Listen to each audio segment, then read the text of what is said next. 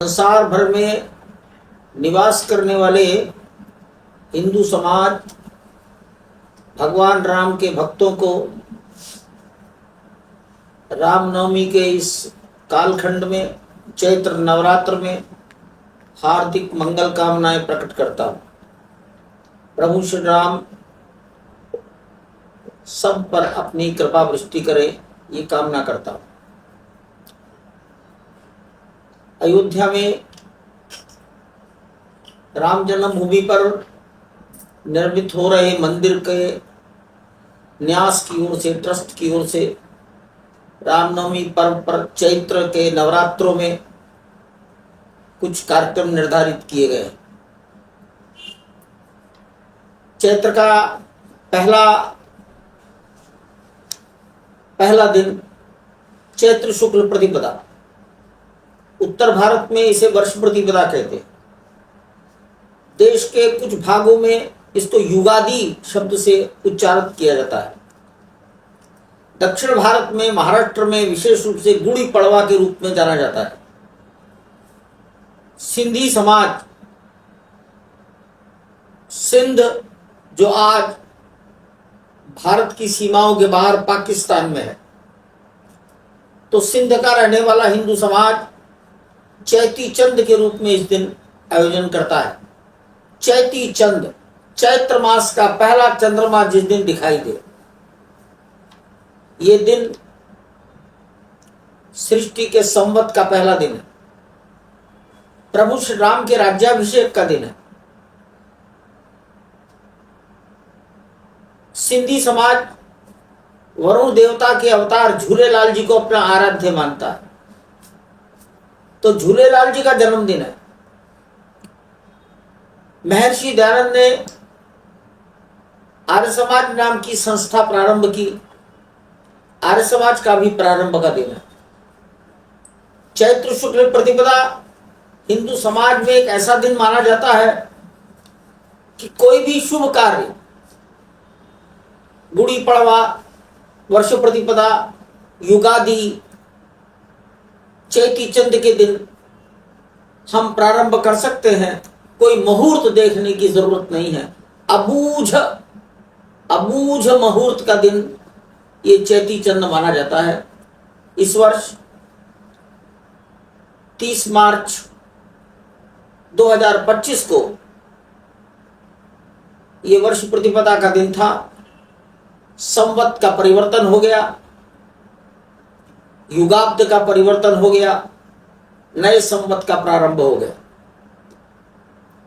राम जन्मभूमि मंदिर पर कुछ आयोजन प्रारंभ किए गए हैं।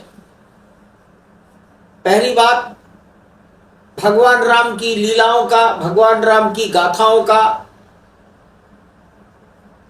जनता को वर्णन, राम कथा, कथा व्यास हैं वृंदावन निवासी पूज्य अतुल कृष्ण भारद्वाज जी महाराज। 29 मार्च की सायंकाल जब चैत्र शुक्ल प्रतिपदा का प्रवेश हो गया, उस दिन से कथा प्रारंभ हुई है और 6 अप्रैल को दोपहर को राम का जन्म मनाने के पश्चात कथा पूर्ण हो जाएगी। ये कथा प्रतिदिन अंगद टीला के प्रांगण पर सायंकाल 4 बजे प्रारंभ होती। नंबर 2, गर्भगृह के बाहर प्रातःकाल 3 घंटे 8:30 बजे से 11:30 बजे तक रामचरितमानस का नवान्न पारायण होता है। वाल्मीकि रामायण का नवान्न पारायण 6 घंटे में प्रतिदिन करने पर पूरा होगा। इसलिए सवेरे 8:30 बजे से 3 घंटा, अपराह्न 3 बजे से फिर 3 घंटा, ये दोनों ग्रंथों के नवान्न पारायण वहां प्रारंभ किए गए। भगवान के सामने भगवान के बधाई गान प्रतिदिन सायंकाल भगवान को सुनाए जाएंगे। मंदिर के ईशान कोण में जिस स्थान पर प्राण प्रतिष्ठा के यज्ञ हुए थे, उसी स्थान पर प्रभु राम से जुड़े एक मंत्र की 1,00,000 आहुतियां दी जा रही हैं, दिया जाना प्रारंभ किया गया। 10 पंडित बैठते हैं, उस मंत्र का उच्चारण होता है, लगभग 3 घंटे रोज आहुति पड़ती हैं, तब 1,00,000 आहुतियां उस राम मंत्र की होंगी। मैं राम मंत्र नहीं बोल रहा हूं क्योंकि मंत्र हमेशा गुप्त रखा जाता है, गुप्त मंत्र ही प्रभावशाली होता है। समाज को बताने के लिए मैंने ये सब काम किया है। 6 अप्रैल को प्रातःकाल भगवान का अभिषेक होगा, 9:30 बजे से 1 घंटा 10:30 बजे तक। अभिषेक के बाद भगवान का श्रृंगार होगा, भोग लगेगा, तब तक 12 बज जाएगा। तो चैत्र शुक्ल की नवमी को दोपहर 12 बजे भगवान का जन्मोत्सव है, जन्म है, जन्म का समय है। उस समय जन्म की आरती होगी, भगवान को 56 भोग लगेगा। इससे भी एक श्रेष्ठ काम होगा।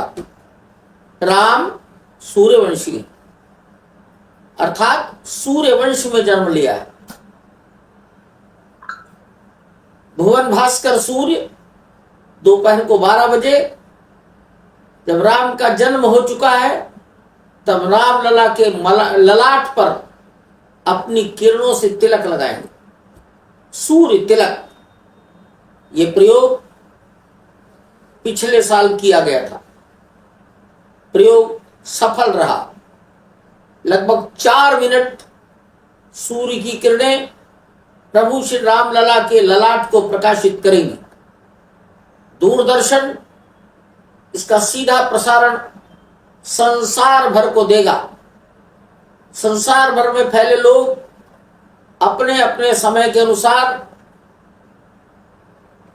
भारतीय समय दोपहर 12 बजे इस सूर्य तिलक का कार्य देख सकेंगे, आनंद ले सकेंगे। पृथ्वी और सूर्य की जो अवस्था है सापेक्ष, ये बदलती रहती है। वैज्ञानिकों ने कहा है कि 19 वर्ष का चक्र है। 19 वर्ष के बाद पृथ्वी और सूर्य दोनों फिर से वापस उसी अवस्था में आ जाएंगे जिस अवस्था में 19 साल पहले थे। इसलिए ये सारा प्रयोग पूर्णतः वैज्ञानिक है। इसरो के वैज्ञानिकों ने इसका डेवलप किया है। सेंट्रल बिल्डिंग रिसर्च इंस्टीट्यूट के वैज्ञानिक और इंजीनियरों ने इसको एग्जीक्यूट किया है। ये दोनों मिलकर इसको कर रहे हैं। उनकी टीम अयोध्या में आ गई है और वो अपनी मशीनें सेट कर रहे हैं। मैं जनता जनार्दन से निवेदन करता हूं, अपने अपने घरों में बैठकर 6 अप्रैल रामनवमी के पवित्र दिन दोपहर 12 बजे सूर्य तिलक का ये प्रसंग जरूर आनंद से देखें। धन्यवाद।